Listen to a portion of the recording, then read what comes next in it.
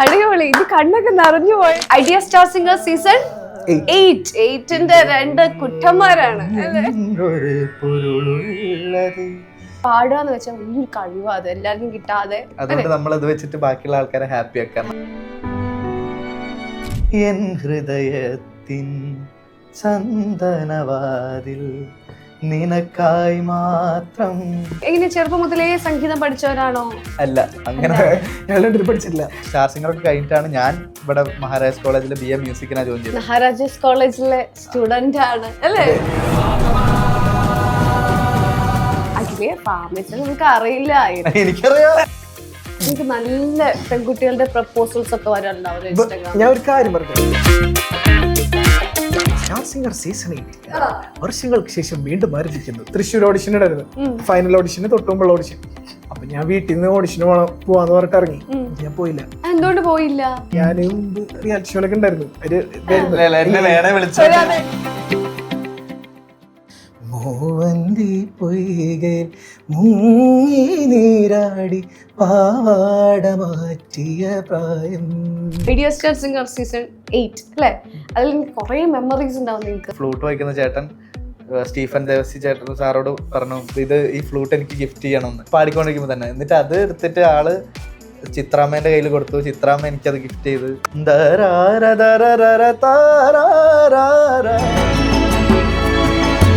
ആ star singer പോകുമ്പോഴും എനിക്ക് പാട്ടുകളൊന്നും അറിയില്ല. ഞാൻ കല്യാണ പരിപാടിക്ക് പോലും പാട്ട് പാടാത്ത ആളായിരുന്നു. ഫുൾ എക്സൈറ്റ്മെന്റ് ആയിരുന്നു. എൻജോയ് ചെയ്യാം. ആരൊക്കെ? ചിത്രാമ്മ സാറ്, സ്റ്റീഫൻ ദേവസി, മഞ്ജരി ചേച്ചി, വേണുഗോപാൽ സാറ്. 5 നൂറ്റാണ്ട് വാഴ്വോമിൻ വാഴ്വീവാ മലർക്കളെ മലർക്കളെ ഇത് എന്ന കനവാ.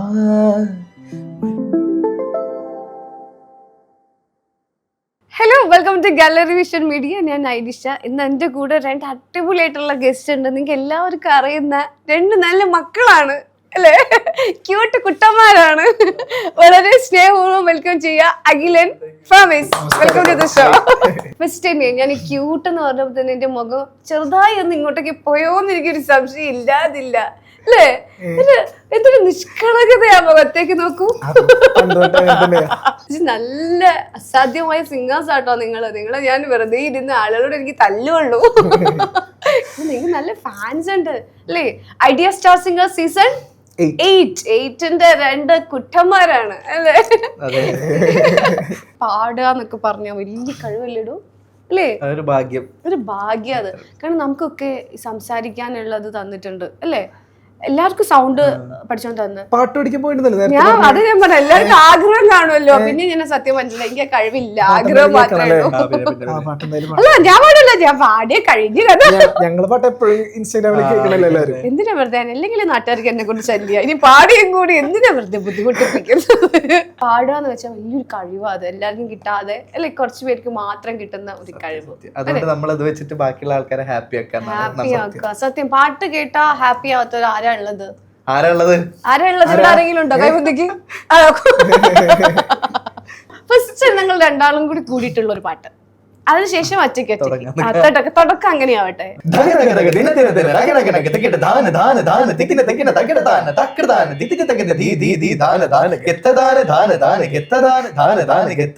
അതിനവനീത അഭിനയ രാജ ഗോകുലപാല കോടി പ്രകാശ് രക്ഷ രക്ഷകമാർ എത്തനെ മുരണായെങ്കിച്ച ഇത്തവണയാക്കൊಳ್വായ സൂടിയ വാടല സൂടിയ വാക്കള വാടിയ സിന്ധിക രൊമ്പത്ത പൂതകയാക പണിത്തിടുവായ പാവി വിറകം പരികിടുവായ ആയർദമായ നീവ ആയമായ ആയിരതമായ നീവ ആയമായ ആയിരതമായ നീവ ആയമായ വാ.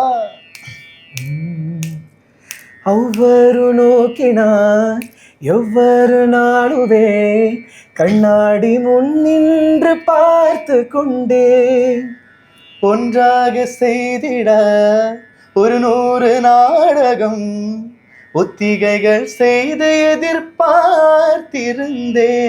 எதிர்பாராமலே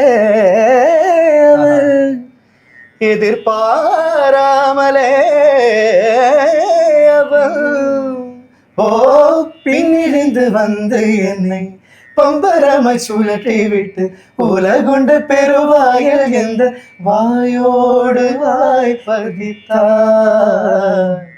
இங்க பூலோகம் என்றொரு பொருள் உள்ளது இந்த பூங்கோதை மறந்தாளே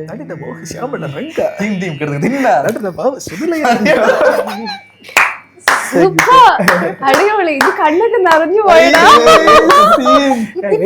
ശരിക്കും ഭയങ്കര ഭാഗ്യം ചെയ്ത മീൻസ് എന്താ പറയാ, മഷാല്ലാ, നല്ല നല്ല രസമുണ്ട് കേൾക്കാൻ, ഭയങ്കര രസം. ഓ സൂപ്പർ.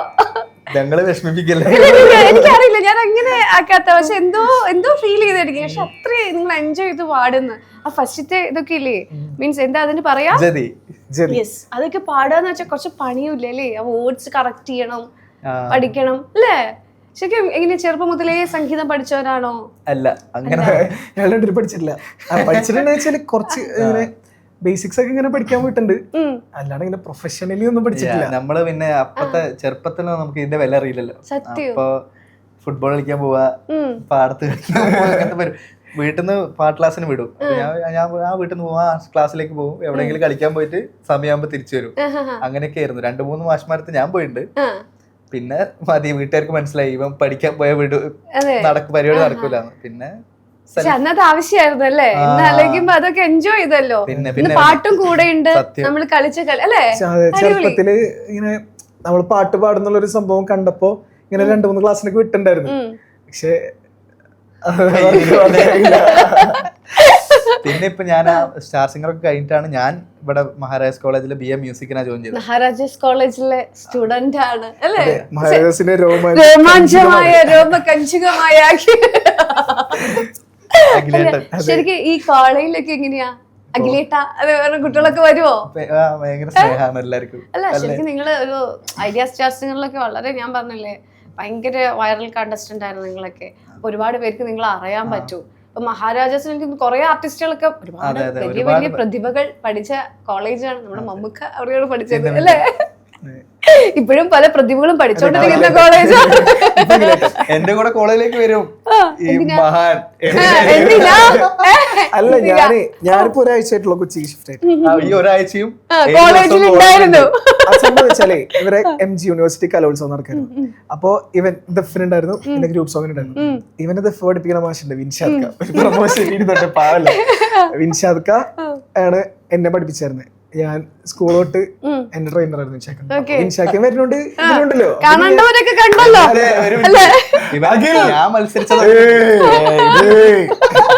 ഞാൻ മത്സരിച്ചത് ഡഫിനും ഗ്രൂപ്പ് സോങ്ങിനും. ഇവ പോയിക്കൊണ്ടിരുന്ന എവിടെയാ ഒപ്പന. ഞാൻ പറയട്ടെ, ഒപ്പന മാഷുണ്ടല്ലോ ജാബിർക്ക് എന്റെ ഫ്രണ്ടാണ്, വളരെ അടുത്ത സുഹൃത്താ. പിന്നെ ജാബിർക്ക് വിളിക്കുമ്പോ പോണല്ലോ, സുഖമല്ലോ, സുഹൃത്താണ് അല്ലേ? എന്നിട്ട് അതല്ല ഞാൻ ചോദിക്കുന്നത്, പോയിട്ട് എല്ലാ കാര്യങ്ങളും നടന്നോ? പിന്നെ ഫസ്റ്റ് അടിച്ചു, മനസ്സിലായില്ലേ? എനിക്ക് മനസ്സിലായി.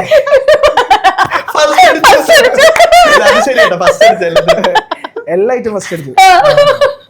ഫാമസ് വന്നിരുന്ന എല്ലാ ഐറ്റം ഫസ്റ്റ്. അഖിലേ, ഫാമസ് നമുക്ക് അറിയില്ല. എനിക്കറിയാം, എനിക്കറിയില്ല.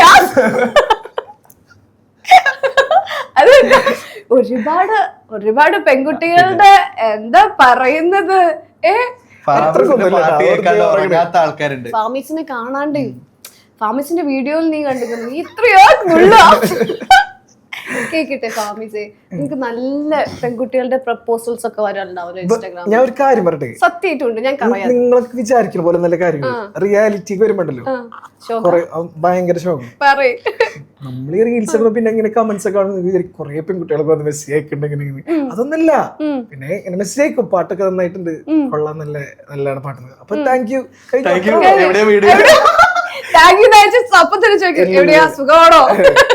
പിന്നെ ഇങ്ങനെ മെസ്സേജ് റിപ്ലൈ കൊടുക്കണ്ടേ, അല്ലെങ്കിൽ മോശമല്ലേ? എത്ര റീപ്ലൈ കൊടുക്കും? മെസ്സേജ് ഇങ്ങനെ ഒരു മെസ്സേജ് ഒരു റിപ്ലൈ കൊടുക്കും, പിന്നെ അടുത്ത മെസ്സേജ് അടുത്ത റിപ്ലൈ കൊടുക്കും.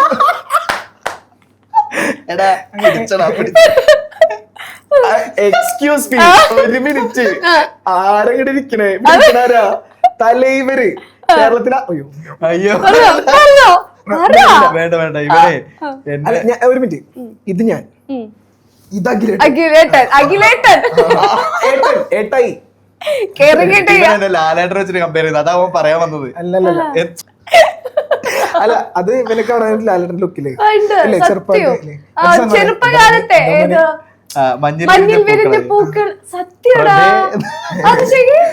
എനിക്കറിയില്ല. പക്ഷെ ഇവ നന്നായിട്ട് മിമിക്രിയും ചെയ്യും കേട്ടോ. നേരത്തെ നിന്നെ നന്നായിട്ട് ട്രോൾ എന്തോന്ന് പറഞ്ഞില്ലേ? റീൽസിനെ കുറിച്ച് ഇപ്പൊ ഈ നമ്മള് സംസാരിച്ചിരുന്നു കേരളത്തിൽ നടക്കുന്ന പല ഇഷ്യൂസും ഫാമിസിന് അറിയില്ല. ഫാമിസ് അയക്കുന്ന റീൽസ് എന്ന് പറഞ്ഞു കഴിഞ്ഞാല് എന്താണ് കുട്ടാ എല്ലാ ദിവസവും ഗുഡ് മോർണിംഗ് അയക്കുന്നത്, അങ്ങനത്തെ തയ്ക്കാറാണ് ഞാൻ ഇപ്പൊ എടുക്കും.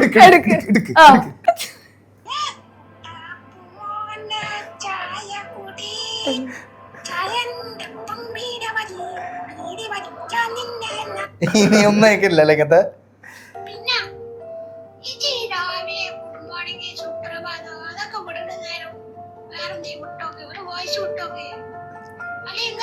ഞാൻ കയ്യുന്നിട്ടതാ സത്യം. ഇപ്പൊ ഒരു മാൻറ്റി ആർട്ട് എന്ന് പറഞ്ഞിട്ട് ഇൻസ്റ്റാഗ്രാം പേജ് ഉണ്ട് കേട്ടോ. നിന്റെ പേജാണോ? അല്ലല്ല പ്രൊമോട്ട് ചെയ്യുന്ന അത് പുറത്തെവിടെ ഉള്ളതാ. അപ്പൊ അവന് ഈ കുട്ടാപ്പു റീൽസ് ഇടും. കുട്ടാപ്പു കാണാറില്ലല്ലോ, അത് ഞാൻ എല്ലാവർക്കും അതായത് ആ യൂണിവേഴ്സ് ആണ്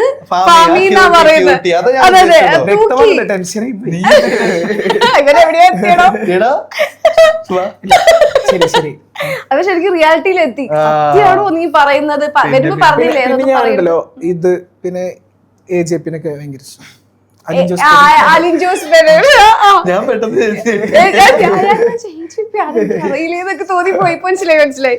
ആറാട്ടണ്ണൻ കാണാറില്ലേ? ഞാൻ പിന്നെ നമുക്ക് അറിയായിരിക്കുമല്ലോ അല്ലേ? ഞാൻ കാണാറുണ്ടെന്ന് വെച്ചാ ഫണ്ണാ അല്ലേ? അവരെ കൊണ്ട് ആർക്കും ഉപദ്രവമൊന്നുമില്ല. അവരുടേതായ യൂണിവേഴ്സിൽ അങ്ങനെ പോകുന്നു. നമുക്ക് കാണുമ്പോ ഒരു സന്തോഷം. ഇപ്പൊ കുറെ സിനിമയൊക്കെ ചെയ്യുന്നുണ്ടല്ലോ, അതിന്റെ റീക്രിയേറ്റ് ചെയ്തിട്ടുള്ള കണ്ടില്ല?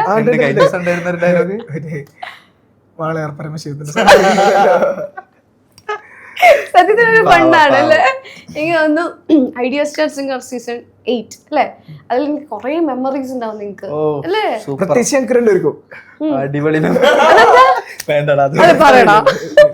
അതെന്താ പറയ്. അല്ല ഞങ്ങള് ഹാപ്പനിങ് പരിപാടി ഫുള്ളായിരുന്നു. ഞങ്ങൾ ഫുൾ ഓണായിരുന്നു. നമ്മൾ എന്താ പറയാ കോമ്പറ്റീഷൻ അങ്ങനത്തെ പരിപാടി ഒന്നും ഉണ്ടായിരുന്നില്ല. ആരായിട്ടില്ല തോന്നുന്നില്ല നിങ്ങൾ കാണുമ്പോ. നമുക്ക് ഫുൾ ഫൺ. എന്റെ ആദ്യത്തെ ആയിരുന്നു ഫാമിസ് സെലിബ്രിറ്റി ആയിരുന്നല്ലോ പണ്ട്. അപ്പൊ എന്റെ ആദ്യത്തെ എനിക്ക് ഫുൾ എക്സൈറ്റ്മെന്റ് ആയിരുന്നു. എൻജോയ് ചെയ്യാം. ഓ ആരൊക്കെ ചിത്രാമ്മ സാറ്, സ്റ്റീഫൻ ദേവസി, മഞ്ജരി ചേച്ചി, Venugopal sir, full celebrities. Full fun ആയിരുന്നു. ഭയങ്കര രസമായിരുന്നു. ഓരോ ഞാൻ എൻജോയ് ചെയ്യാൻ പോയതാ. ഞാൻ പോകേണ്ട തന്നെയല്ല. ഞാൻ ഓഡിഷന് ഞാനിങ്ങനെ +2 എക്സാം ഒക്കെ കഴിഞ്ഞിട്ട് ഒരു ദിവസം ഇങ്ങനെ മറ്റേ മിച്ചറക്കുന്നിട്ട് സോഫയിൽ കിടക്കട്ടാ. അപ്പൊ ഉമ്മ കുറച്ചങ്ങനെ പറയണേ എന്തെങ്കിലും നോക്ക്, ഏതെങ്കിലും ഷോയിൽ നോക്കുന്ന പറഞ്ഞിട്ട്. അപ്പൊ ഇതിന്റെ സ്റ്റാർ സിംഗർ സീസൺ 8 വർഷങ്ങൾക്ക് ശേഷം വീണ്ടും ആരംഭിക്കുന്നത് ഓഡിഷൻ സെന്റർ എന്നൊക്കെ പറഞ്ഞിട്ട് അങ്ങനത്തെ പരിപാടി. അപ്പൊ അന്ന് കോവിഡ് ടൈമാലോ. അപ്പൊ ഇങ്ങനെ കുറേ പറഞ്ഞ് ഇടങ്ങിയറിയപ്പോ ഞാൻ എന്നിട്ട് അയച്ചു കൊടുത്ത്. നമുക്ക് പുറത്ത് പോയിട്ട് ഓഡിഷൻ നടത്താൻ പറ്റാത്ത ഒരു സിറ്റുവേഷൻ ഇരുന്നില്ല. അപ്പൊ വീഡിയോ എടുത്ത് പാടിയിട്ട് അയച്ചു കൊടുക്കലായിരുന്നു. അത് കഴിഞ്ഞിട്ട് പിന്നെ ഒരു സൂം ഓഡിഷൻ അല്ലേ, അതിന് സൂമിൽ ഇങ്ങനെ കുറെ നേരം ഞാൻ ലിങ്കിൽ കയറിയിരുന്ന് ഇവരെ ആക്സെപ്റ്റ് ചെയ്യണല്ലോ വരണമെങ്കിൽ. ഞാൻ ഉറങ്ങിപ്പോയി. എന്നിട്ട് ഒരു പാപ്പൻ പോലത്തെ അറിയില്ല, സോറിട്ടാ.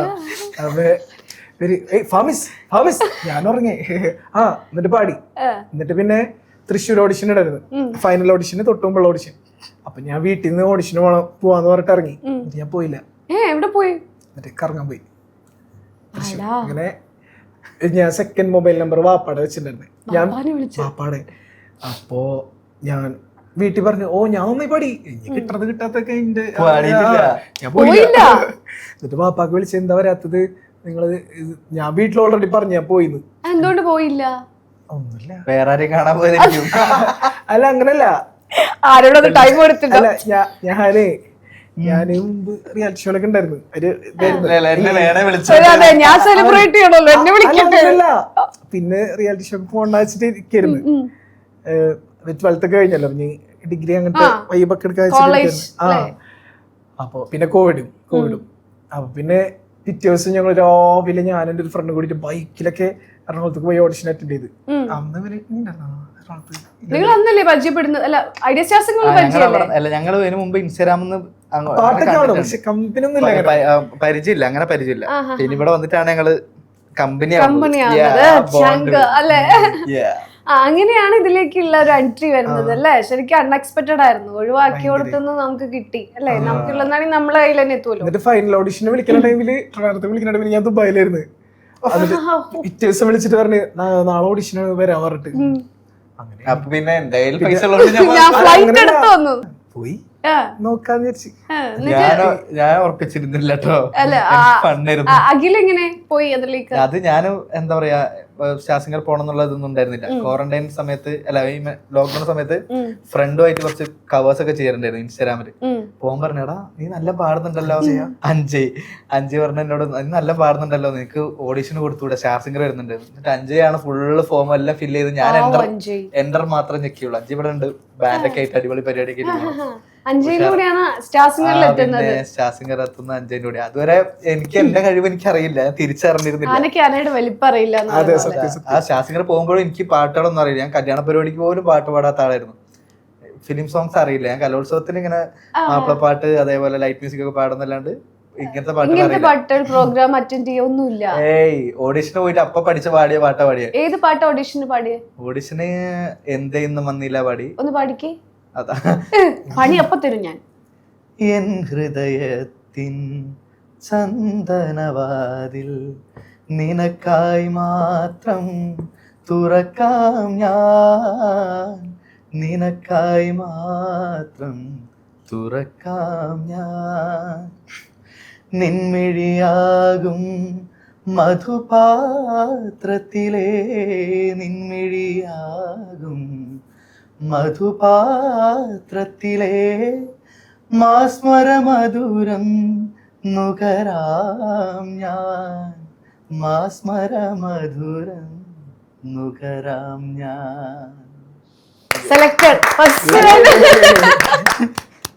ഒന്നും ആയിട്ടില്ലായിരുന്നു. പിന്നെ വിളിച്ചതാ. എവിടെ ഞാൻ കോഴിക്കോട് ഫ്രണ്ട്സിന്റെ കൂടെ ഫുഡ് കഴിക്കാൻ പോയപ്പോഴാണ് ഷെറിൻ മാം വിളിക്കുന്നത്. അഖിൽ സെലക്ട് ആയിട്ടുണ്ട് കേട്ടോ. അപ്പൊ ഞാൻ ചോദിച്ചത് തിരിച്ചു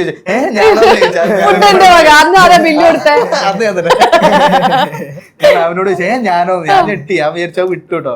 ഈ ടിവിയിൽ പരസ്യമൊക്കെ വരാൻ നേരത്ത് അപ്പൊ അഞ്ജലിന്റെ കൂടെ പറയാം, അതൊരു എക്സ്പീരിയൻസ് അല്ലേ, ചുമ്മാ വിട്ടളാ. നമ്മളൊട്ട് എക്സ്പെക്ട്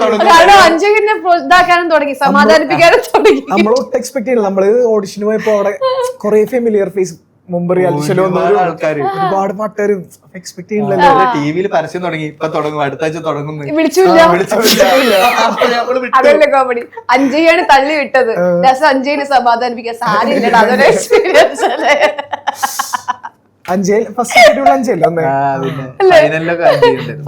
രണ്ടുപേരുടെയും സൗണ്ടിൽ നല്ല ഒരു ഇവന്റെ ഒരു ക്യൂട്ട് അങ്ങനത്തെ ഒരു വോയിസ് ആണ്. അഖിലിന്റെ ഒരു എന്താ പറയാ, ഒരു ഒരു വോയിസ് ഇല്ലേ അല്ലേ? അത് രണ്ടാളെ പോലെ തന്നെ കാണാനുള്ള പോലെ തന്നെ വോയിസ്. ഇവരെ കാണാൻ ഭയങ്കര ക്യൂട്ട് അല്ലേ? ആ ക്യൂട്ട് നല്ലതല്ലേ അല്ലേ? ക്യൂട്ട് എന്ന് പറയാന്ന് വെച്ചാൽ വലിയ കാര്യമല്ലേ? നിങ്ങൾ ഐഡിയ സ്റ്റാർസിലേക്ക് പോകുന്നു, അവിടെ ഫസ്റ്റ് എപ്പിസോഡ് സ്റ്റാർട്ട് ചെയ്യുന്നു അല്ലേ? അവിടെ പോയിട്ട് നിങ്ങൾക്ക് ഭയങ്കര ഇപ്പോഴും ഓർത്തിരിക്കാൻ പറ്റുന്ന ഒരു മൊമെന്റ്സ് അല്ലെങ്കിൽ ഒന്നും നോക്കാണ്ട് പറയാൻ ഒരു മൊമെന്റ് ഉണ്ട്. ഈ പറഞ്ഞ പാട്ടില്ല എന്തെന്നും വന്നില്ല, ഞാന് ഒരു ഫേവറേറ്റ് റൗണ്ടിൽ പാടി. അപ്പൊ പാടി കഴിഞ്ഞപ്പോ ഫ്ലൂട്ടിസ്റ്റ്, നമുക്ക് ഓർക്കസ്ട്ര ഉണ്ടല്ലോ സൈഡിൽ, അപ്പൊ ഫ്ലൂട്ട് വായിക്കുന്ന ചേട്ടൻ സ്റ്റീഫൻ ദേവസി ചേട്ടൻ സാറോട് പറഞ്ഞു, എന്താ പാട്ട് പാടിക്കൊണ്ടിരിക്കുന്നത് ഈ പാട്ടിന്റെ ഇടയിൽ പറഞ്ഞിട്ടൊരു സാധനം ഉണ്ടല്ലോ ഇടയില്.